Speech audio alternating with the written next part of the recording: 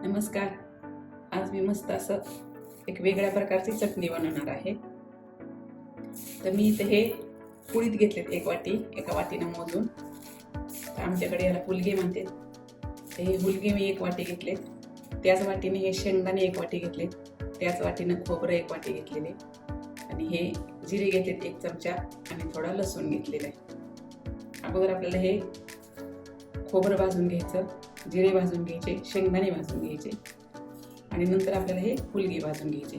तर हे हुलगे मी एकदम स्वच्छ निवडून हे करून घेतलेत, कारण त्यामध्ये खडे असतात, त्याच्यामुळे ते अगोदरच निवडून घ्यायचे.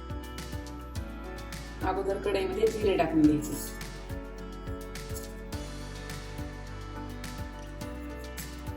जिरे असे फुटायला लागले की लगेच आपल्याला खोबरं टाकून घ्यायचं.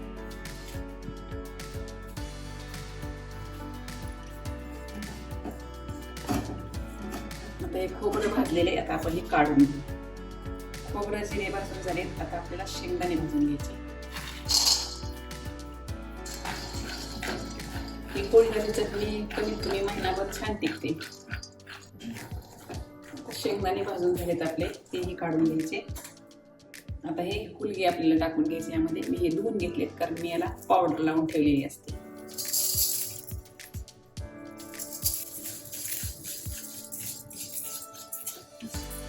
आता हे आपल्याला खमंग असे भाजून घ्यायचे. आता हे हुलगे आपले मस्त असे खमंग भाजून झाले की हे सुद्धा असं चटचट आवाज येतो. आता हे काढून घ्यायचे. आता हे संपूर्ण साहित्य आपलं भाजून झालेले, हे थोडं थंड होऊ द्यायचं आणि नंतर आपल्याला मिक्सरला हे बारीक करून घ्यायचं. आता हे सर्व साहित्य आपलं थंड झालेले, आता हे आपण मिक्सरच्या भांड्यामध्ये वाटून घ्यायचं. अगोदर आपल्याला हे हुलगे आणि खोबरं एकदम बारीक वाटून घ्यायचे.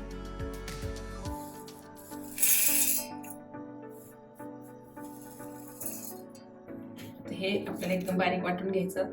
लसूण आणि शेंगदाणे नंतर वाटायचे. लसूण जर यामध्ये लगेच टाकला तर लसणामध्ये काय होतं, हे मिश्रण ओलसर होतं आणि एकदम आपलं बारीक वाटलं जात नाही.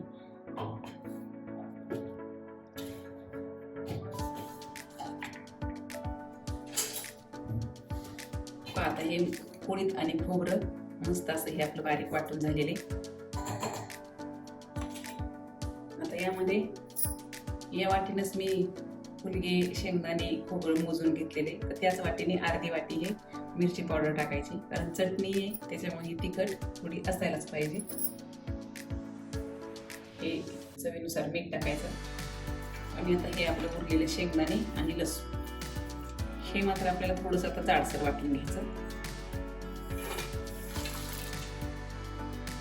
यामध्ये तुम्ही त्याच वाटीने अर्धी वाटी तीळ टाकू शकता किंवा अर्धी वाटी जवसही टाकू शकता.